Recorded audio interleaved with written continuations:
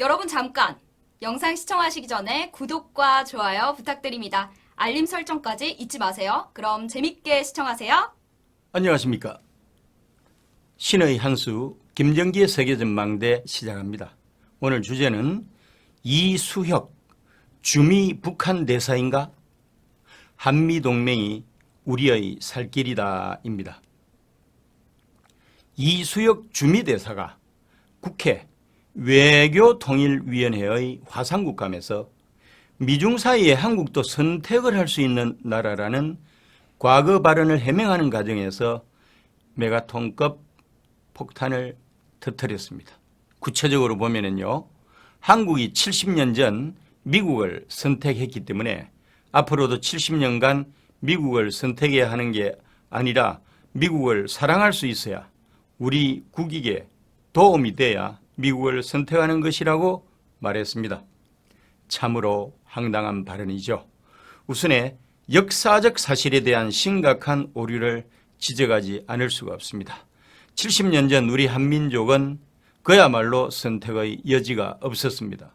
2차 대전 성전국이었던 미국이 패전국 일본의 식민지 조선을 해방시키고 이후 3년간 군정 통치를 했기 때문입니다. 이후에 한미동맹 체제가 구축된 것도 미국이 원치 않는 것을 국제정치에 탁월한 해안을 갖고 있던 이승만 대통령이 한국전쟁 당시 방공포로 석방 카드를 쓰면서 당시에 트루먼 미 대통령을 겁박해서 얻어낸 것이었죠. 이것이 사실인데 우리가 미국을 선택했다고 하는 것은 넌센스입니다. 선택은 강자가 하는 것이니까, 즉 약자는 선택할 수 있는 힘이 없는 것이죠. 당시에도 양자 동맹을 꺼려하는 미국이 그냥 봐준 거예요. 70년이 지난 지금은 어떨까요? 상황이 달라진 게 하나도 없습니다. 일극화 체제의 유일 초강대국으로서 세계의 경찰국가 역할을 해야 하는 미국의 입장에서 보면 동아시아 지역에서 한국의 전략적 입지는 일본 다음 가는 차선입니다. 즉 일본이 동아시아 지역에서 자유민주주의와 시장경제를 지키는 마지막 보루라는 것입니다. 여기다가 절대 다수의 한국인들이 한미동맹이 존속되기를 원하고 있지 않습니까? 그렇다고 한다면 현재도 미국보다는 한국의 필요에 의해서 한미동맹이 유지되는 측면이 더 크다고 보는 게 옳지 않을까요? 북한의 핵무기를 안고 살아야 하는 한국을 지금도 미국이 봐주고 있는 것입니다. 사정이 이런데도 우리가 선택한다고 주장하는 이수혁의 정신세계를 어떻게 이해해야 할까요? 물론 이수혁의 발언은 한국이 미중 강대국 사이에서 피동적으로 끌려다니는 약소국이 아니라 주체적인 행동이 가능한 강소국의 위상을 갖추었다는 것으로 해석은 할 수 있습니다. 하지만 한국이 동맹국인 미국과 동맹국이 아닌 중국 두 나라를 서로 대등한 국가로 규정을 하고서 양국 사이에서 중립적으로 행동한다는 의미로 해석될 여지를 주었다는 측면에서 논란을 불러일으켰습니다. 자칫 한국이 미국과의 동맹에 대해 우선순위를 낮추거나 중국의 영향권으로 들어갈 수도 있다는 오해를 불러일으킬 수 있기 때문이죠. 사실 통일 대한민국, 즉 Unified Korea에서는 충분히 가능한 이야기죠. 통일 대한민국 시대에는 중립적인 입장에서 국익에 따라 선택을 하면서 미중 간의 줄타기 외교를 할 수가 있습니다. 그러나 지금은 한국이 분단 상황을 겪고 있다는 사실을 직시해야 하는 것이죠. 군사안보적인 측면에서 보면은 한미동맹 체제에서는 미국이 우리를 지켜주지만 북중동맹 체제에서는 중국이 북한을 지켜줍니다. 다시 말하면 제2의 한국전쟁과 같은 상황이 발생하면 미국은 한국 편, 중국은 북한 편이 돼가지고 싸울 수밖에 없는 그런 구조에서 우리는 선택의 여지가 없는 것입니다. 다시 이수혁으로 돌아가 보겠습니다. 대한민국을 대표하는 특명 정권 대사라는 사람이 주재국인 미국에 모독이 될 수 있는 발언을 너무 쉽게 쏟아낸 거 아닐까요? 주미대사가 굳이 주재국인 미국이 아주 민감해하는 문제를 노골적으로 거론할 필요가 있었느냐 하는 그런 비판을 받아 마땅한 것이죠. 왜 그랬을까요? 이수혁은 전북 정읍 출신으로 서울대 외교학과를 거쳐서 특히 DJ 때 청와대 외교통상비서관 구주국장 주유고 대사를 거쳤고요. 노무현 시절에 외교부 차관보, 북핵육자회담 수석대표, 주독일 대사, 국정원 해외 담당 차장까지 하고 은퇴한 비교적 성공한 엘리트 외교관 출신입니다. 그런데 퇴직한 지 12여 년 만에 민주당 비례대표 신청을 했으나 낙선을 했고 문미옥 의원이 사퇴함에 따라서 비례대표 국회의원직을 승계하여 정치인으로 활동을 하다가 주미대사로 전격적으로 발탁이 된 인물입니다. 이렇듯 퇴직 10여 년 만에 파격적인 픽업이 됐으니까 문재인에 대한 충성도가 넘쳐서 오버하는 발언을 반복적으로 내뱉고 있는 것이 가관이 아닌 것입니다. 즉 노욕 이상도 이하도 아니라는 거죠. 어쨌든 이수혁의 발언과 관련하여 미국 국무부가 예서 절차하면서 내놓은 장문의 논평이 안타까울 뿐입니다. 미국 국무부는 지난 70년의 동맹관계와 영내 전체의 평화와 번영을 위해 한미가 이루어온 것들이 매우 자랑스럽다. extremely proud라고 밝혔습니다. 이어서 한미의 공유된 가치를 바탕으로 우리 동맹이 법규에 기반한 국제 질서 rules-based international order를 훼손시키려는 사람들, 아마도 중국 등을 지칭하는 것이겠죠. 이런 자들을 비롯해서 영내에 새롭게 부상하는 도전들, new and emerging challenges에 대응할 수 있도록 양국은 동맹이자 친구로서 지속적으로 함께 일할 것이라고 강조를 했습니다. Enough is enough이라고 합니다. 참는 데도 한계가 있다는 거죠. 세계 유일 초강대국 미국을 상대로 우물한 깨구리로 한 줌밖에 안 되는 새칭 외교부 자주파가 벌이는 작태가 부끄럽기만 합니다. 도대체 동맹이 뭡니까? 사전적 의미는 동일하게 행동하기로 맹세를 하면서 맺는 관계를 의미하는데요. 즉 서로의 이익이나 목적을 위해서 하나가 되는 것입니다. 동맹을 뜻하는 alliance를 어원 분석해 보면은 AL이 to나 near, intensive고 LI가 bind의 뜻이니까 가까이 또는 아주 완전히 세게 묶이는 것으로 결합을 뜻하는 말입니다. 동맹의 제일 중요한 요소는 신뢰입니다. 이 신뢰를 유지하기 위해서는 끊임없는 상호간의 노력이 필요하지요. 그런데 외교 현장의 야전사령관이자 외교관의 꽃이라고 할 수 있는 주미대사가 하나 되는 노력을 하기는커녕 이별 연습하는 것 같지 않습니까? 한미동맹, 미일동맹으로 구축된 한미일 삼각동맹체제가 동아시아 지역에서 자유민주주의와 시장경제를 지키는 역할을 해왔는데 어쩌다가 여기까지 왔습니까? 한미가 동맹국이라고 한다면 가까운 이웃인데 계속해서 엇박자를 내게 되면은 먼 이웃이 될 수밖에 없는 거 아니겠습니까? 한국은 통일왕조 시기에 중국 중심의 동아시아 질서에서 중국과 4대 관계를 맺었습니다. 중국은 1895년 청일전쟁에서 패했고 이후 일본이 1945년까지 동아시아 정치 질서를 지배했습니다.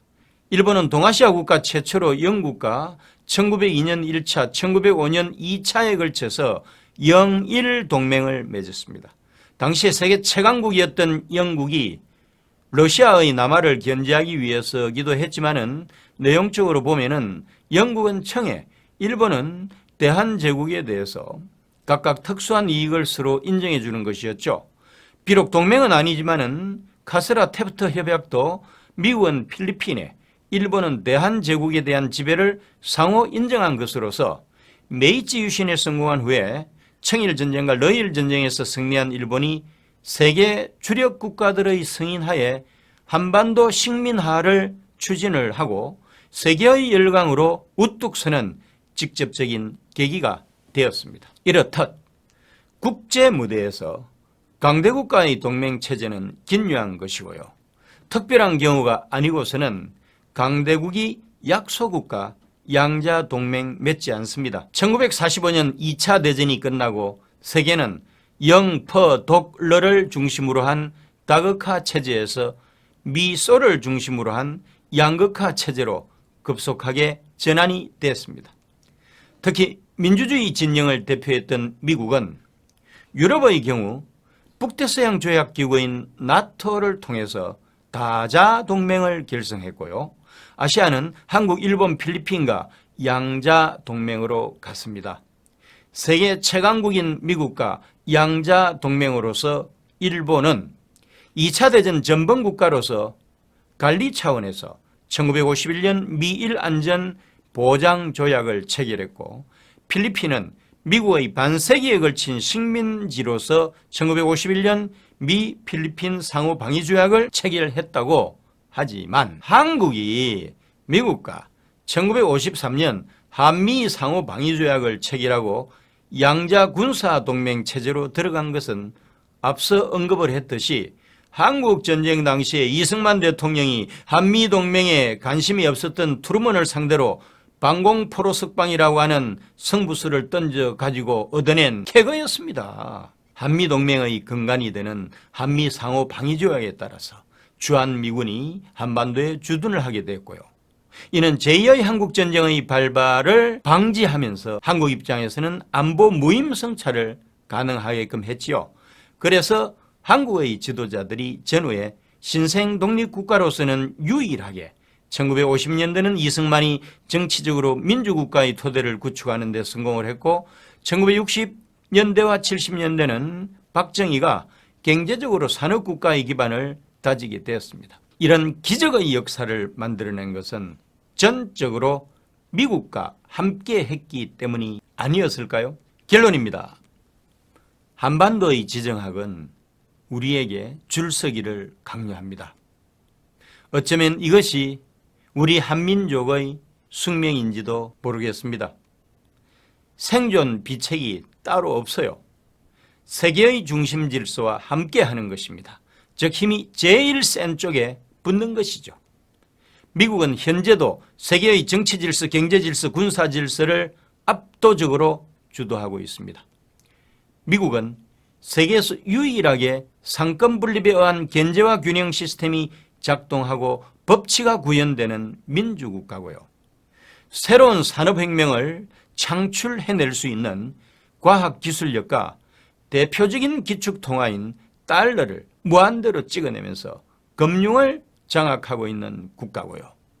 세계 탑10 국가의 국방비를 합친 것보다 많은 액수인 7천억 달러 이상의 국방비를 쓰면서 압도적인 힘의 우위를 자랑하고 있는 국가입니다. 앞으로 100년간은 미국이 세계의 패권 국가로서의 지위를 유지하게 될 것입니다. 그러면은 정답이 나오지 않습니까? 그런데 문재인과 그 패거리들만 오답을 선택하고 있는 것입니다. 신의 한수 김정기의 세계 전망대를 시청해 주신 애청자 여러분 감사합니다. 구독과 좋아요 버튼을 꼭 눌러주세요. 여러분의 성원이 엄청난 힘이 됩니다. 고맙습니다. 이게 뭐냐면요, 복세 편살입니다. 복잡한 세상 편하게 살자. 요거 케이크 같죠? 이렇게 딱 하면 케이크. 이 안에 몇 포가 들어있냐? 60포가 들어가 있습니다. 60포. 이렇게 보증서가 들어가 있고요. 그리고 요게 세 박스인데 뒤에 딱 열면 또 하나가 있죠. 그래서 60포가 들어가 있습니다. 근데 이게 뭐냐? 이 한 포 한 포가요, 큰 거를 농축한 겁니다. 그래서 굉장히 걸쭉하게 들어가 있는데 젊은 분들 되게 좋아해요.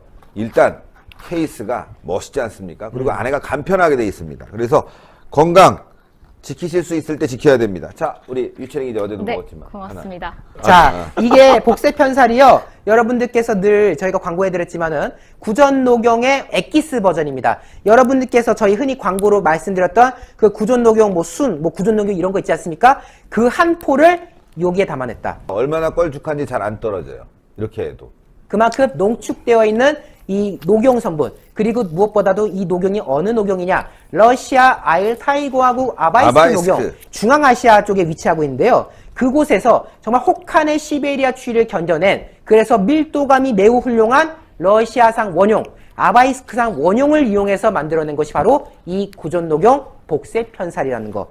때문에 이 녹용을 즐기시면은 여러분들의 건강에 있어서 조금이나마 도움이 될 수 있지 않을까라는 점을 거듭 강조드린 건데요. 물론 저희 신한수가 소개해드리는 이 구존녹용 관련 제품들은 모두 의약품이 아니라 시청자 여러분들의 건강을 보조해드리는 건강보조식품이지만은 아주 그래도 몸에 이로운 성분들이 많이 있으니까요. 참고하셔서 함께 해주시면 좋을 것 같습니다. 예. 자, 농축된 액을 드시는데요. 원래 가격이 28만 8천 원입니다. 근데 30%를 딱 쳐갖고 말이죠. 가격이 얼마냐? 19만 8천 원인데 010-9798-8811 9798-8811로 지금 문자 주시면은 주문을 받을 수가 있습니다.